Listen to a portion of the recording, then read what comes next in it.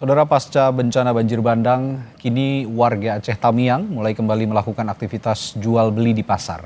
Sayur-sayuran dan sembako menjadi komoditas yang paling banyak dicari warga. Aktivitas pasar yang ada di Kabupaten Aceh Tamiang mulai terlihat menggeliat pasca terjadinya bencana banjir bandang. Seperti yang terlihat di Pasar Kuala Simpang Aceh Tamiang ini, sejumlah pedagang sudah mulai menggelar dagangannya meskipun jumlahnya tidak seramai sebelum peristiwa banjir bandang. Pedagang menjual sayur, minuman kemasan, bumbu dapur hingga perlengkapan rumah. Jualan ini baru-baru 3 hari deh, Pak. Kalau jualan sayuran udah sekitaran dari tanggal 10 lah mulai. Pasar ini aktif ya, maksudnya udah ada sayuran lah, udah ada cabai-cabai, udah enak, udah mudah kita untuk dapur kita belanjain. Kayak mana bang, namanya kebutuhan, kita perlu makan, bantuan kita nggak sampai, kan tertumpuk di posko.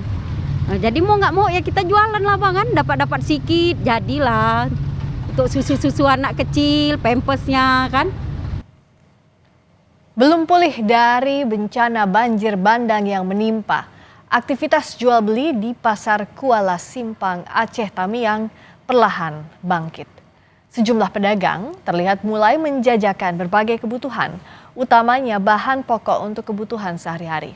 Berikut liputan jurnalis Kompas TV, Fida Alatas. Di tengah luluh lantahnya Kabupaten Aceh Tamiang akibat diterjang banjir bandang pada 26 November lalu atau sekitar 3 pekan yang lalu, saat ini di Pasar Kuala Simpang kami pantau aktivitas perdagangan dari para pedagang ini memang sudah terlihat. Namun memang ini tidak seperti biasanya, hanya sebagian kecil saja pedagang yang mulai berjualan. Dan itu pun tidak di dalam ruko, tapi di pinggir jalan seperti yang Anda lihat saat ini. Dan tentunya yang paling dicari diantaranya adalah bahan-bahan pokok untuk para warga terdampak ataupun pengungsi memasak. Kami akan ajak Anda untuk berbincang dengan salah satu pembeli di sini. Halo Ibu, selamat sore. Sore Bu. Ibu ini sedang belanja untuk di pengungsian kah atau untuk di rumah kah? Di pengungsian. Di pengungsian. Sudah mulai bisa belanja ya Bu ya? Alhamdulillah sudah, walaupun ya seadanya lah, tapi yang penting kami kan ada cabai biar nggak pedas ini. Apa ya, makan tuh kalau nggak pedas nggak enak gitu. Jadi tetap ke pasar begitu ya Bu ya, di tengah kondisi seperti saat ini? Iya betul Bu. Masak hampir setiap hari atau gimana Bu ke pasarnya? Kami masaknya kan karena kompor belum ada, gasnya kan hilang semua, jadi kami pakai kayu Bu. Pakai kayu. Wajan itu yang ada, masih ada yang di rumah yang nggak hanyut, kami bersihkan, kami untuk masak. Rumahnya terdampak parah sekali ya Bu? Kami tinggal sengnya aja, dindingnya habis semua. Baik, tapi di pengungsian pun kebutuhan-kebutuhan pokok tetap harus jalan ya Bu ya? Iya, baik. Betul, karena kan setiap hari kita makan kan. Baik, terima kasih Bu. Kita coba tanyakan kepada pedagangnya. Ibu ini lagi ngelayanin ya Bu ya? Iya. Kalau di sini udah sejak kapan sih Bu ini mulai buka? Minggu yang lalu lah.